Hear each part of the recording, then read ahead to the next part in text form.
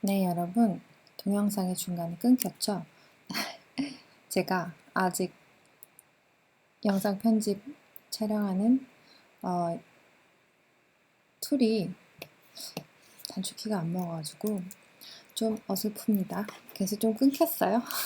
짧게 가는 부분도 있어야 또 숨 쉬시니까 이어서 하겠습니다. 자, 이래서 데이 02 언더바 01.html 만들어 주셨으면 여기에서 자, 컨트롤 B 또는 커맨드 B를 누르면 좌측에 파일 창이 안 보이게 돼요. 이 상태에서 느낌표 탭 하면 HTML 템플릿이 나오고 여기에서 KO 코리안 언어를 인코딩 이 언어에 이 페이지에 주 언어로 사용하겠다라고 하시면 돼요. 자, 여기에다가 이제 연습을 해볼 건데 타이틀은 그냥 뭐 아무거나 하셔도 돼요. 저는 오늘 배우는 것에 대해서 할게요. 엘레먼트라는 거는 그냥 태그라고 생각하시면 돼요. 헤딩 엘레먼트 그러면 헤딩 요소들 이렇게 뭐 얘가 브라우저로 봤을 때 하나의 노드들인데 이런 것들을 그냥 엘레먼트 요소들이라고 하거든요. 그래서 그냥 헤딩 요소 하면 헤딩 태그라고 생각하셔도 돼요. 자, 여기에서 시작 태그가 있으면 종료 태그가 있다고 했어요. 그쵸? h1이라는 태그를 시작했으니까 뒤에 h1이라는 태그를 닫는 거죠. 그 다음 저장을 하시고 우클릭 오픈 위드 라이브 서버 하시면 이 문서가 열리게 되는데요. 보시면 헤딩 엘레먼츠라는 타이틀은 문서의 탭에 잘 나와 있는데 화면엔 아무것도 없죠. 태그를 넣었는데 그 얘기는 태그는 화면에 표시되는 게 아니라는 얘기예요. 그쵸? 어떤 건 표시되는 것도 있어요. 미디어 같은 것들은 이미지라던가 자, 그런데 이 태그들은 안에 컨텐츠가 반드시 존재해야 된다는 거예요. 그래서 헤딩 1이라고 쓰고 저장을 해보면 얘가 h1이라는 태그는 표시하지 않고 그 안에 있는 컨텐츠를 표시하게 돼요. 그럼 이 컨텐츠는 h1이라는 명령을 받은 텍스트 컨텐츠가 되는 거예요. 그 얘기는 뭐냐면 웹 브라우저가 이 명령어를 인식하겠죠. 그랬을 때 네가 이 문서의 가장 큰 제목이야. 알겠어? 하고 인식을 해주는 거예요. 자, 그러면 얘를 복사해서 좀 변경을 해볼 건데요. 먼저 h2 헤딩 2 이렇게 하면 또 h2 2니까 두 번째 작은 제목이 되겠죠. 그쵸? 그럼 얘를 6번을 써줘야 하는데 우리는 좀 쉽게 복사를 해볼게요. 저처럼 맥OS에 쓰이신 분들은 옵션 시프트 아래 화살표를 누르시면 돼요. 옵션 시프트 아래 화살표 윈도우이신 분들은 옵션 대신 Alt키를 누르시면 되겠죠. 이거는 VS 코드의 단축키예요. 에디터마다 단축키가 조금 달라요. 그리고 뭐 기본으로 저는 돼 있는 걸 쓰는데 따로 설정을 별도로 해주셔도 되고요. 여기에서 이렇게 블럭 잡으실 필요 없고요. 여기에 커서만 놓고 옵션 시프트 아래 방향키를 하시면 하시는 횟수만큼 생겨요. 이랬을 때 여기를 순서대로 3, 4, 5, 6으로 바꿔주시면 돼요. 그 다음에 세이브 하시게 되면 H1부터 H6까지가 웹 브라우저에는 이렇게 표시가 되는 거예요. 자, 근데 우리가 디자인에 대해서는 HTML이 하는 일이 아니라서 그냥 둬도 된다고 했단 말이에요. 그쵸? 그런데 브라우저에는 디자인이 적용이 돼 있네요. H1이 가장 큰 제목이니까 제일 크고 H6이 가장 작은 제목이니까 제일 작게 되어 있어요.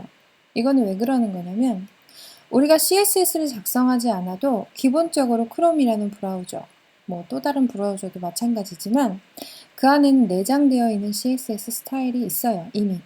H1은 어떠한 글자 크기의 굵은 글씨, 뭐 H2는 어떠한 글자 I didn't 크기의 get that. Could you try again?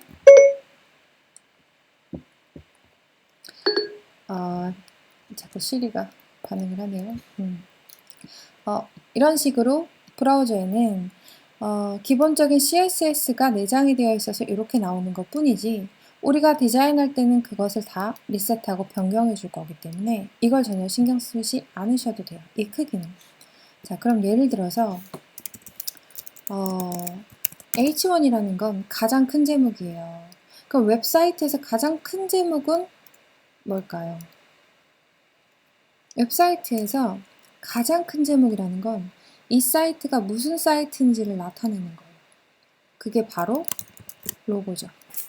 그래서 대부분은 H1 태그에 로고를 넣어요.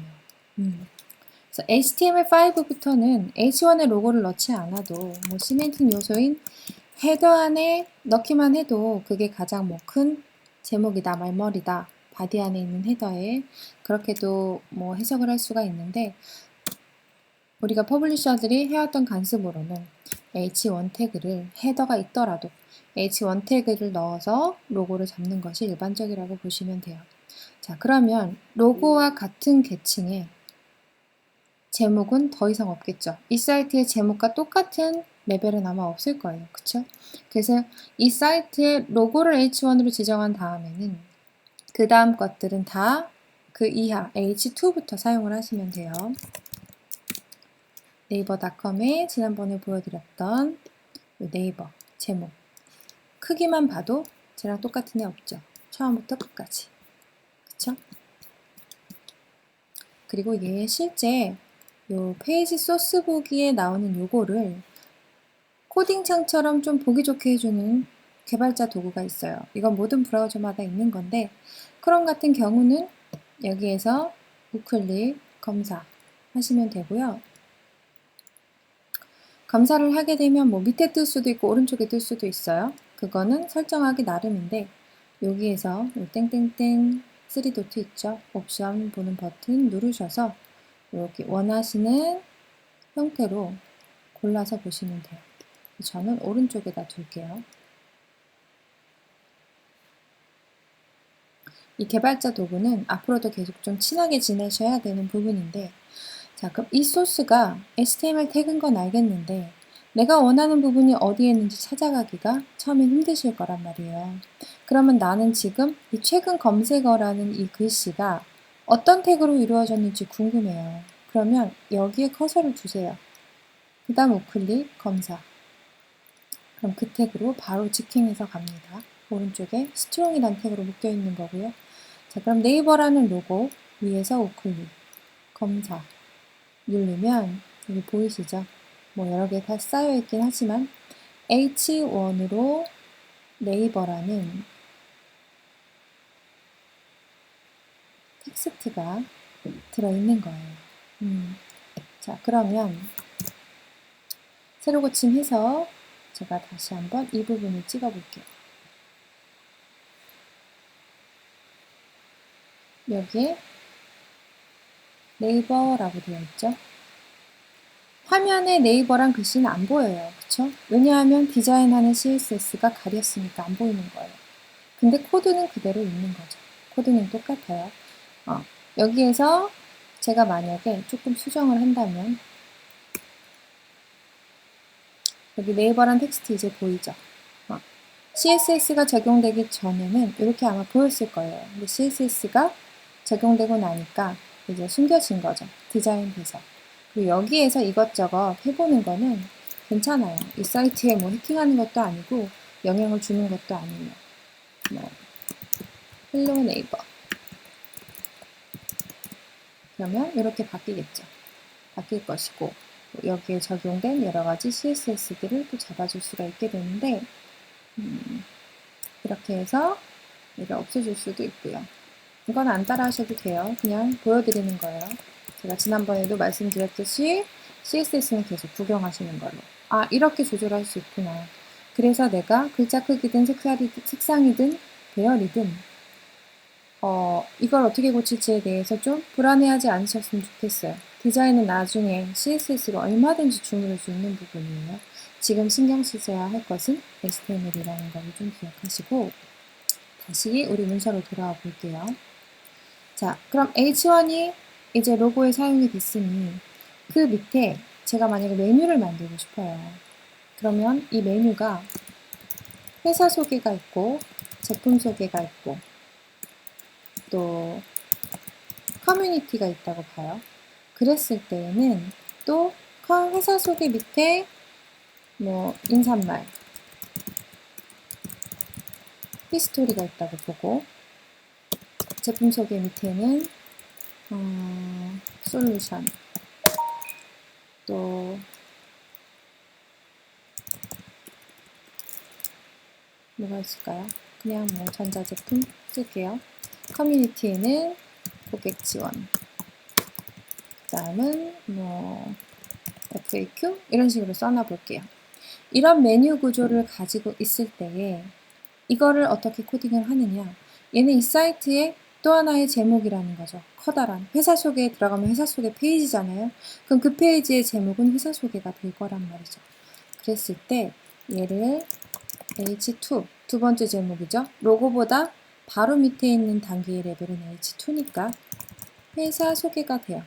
그럼 인사말과 히스토리는 회사 소개보다도 더 아래 단계의 레벨이에요. 그럼 H3 인사말, H3 히스토리가 되는 거죠. 자, 그러면 제품 소개는 뭐가 되느냐? 제품 소개는 레벨이 회사 소개와 같은 거죠. H2예요. H3 솔루션. 옵션 시프트 아래 방향 이렇게 해서 하나 복사하셔서 하셔도 되고, 내가 이 세 줄을 한꺼번에 카피하겠다. 그럼 세 줄 블럭 잡으시고 옵션 시프트 아래 방향키 커뮤니티 고객 지원 FAQ 이렇게 되는 거죠. 그래서 이렇게 헤딩 요소를 한 문서에 이렇게 바로바로 붙여서 딱 쓸 일은 없어요. 왜냐하면 이 밑에 내용들이 반드시 있기 때문에 그래요. 근데 전체적으로 지금 헤딩 요소만 보자고 하면 이런 식으로 간다는 거죠. 자, 그래서 우리가 제목을 나타낼 때 지금처럼 네이버 화면에 제목이 어디든 보이지 않아요. 근데 헤딩 요소를 사용해서 얘를 넣어주고 그거 말고도 많이 들어가 있죠.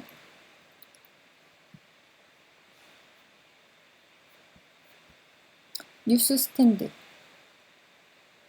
H2죠. 그쵸? 그 다음 주제별 캐스트는 뭘까요? 얘도 H2겠죠. 같은 레벨 같죠? 만약에 주제별 캐스트 밑에 이 밑에 캐스트를 또 다른 카테고리로 나눠서 그 밑에 또 제목들이 생긴다. 그럼 걔는 H3이 되는 거예요.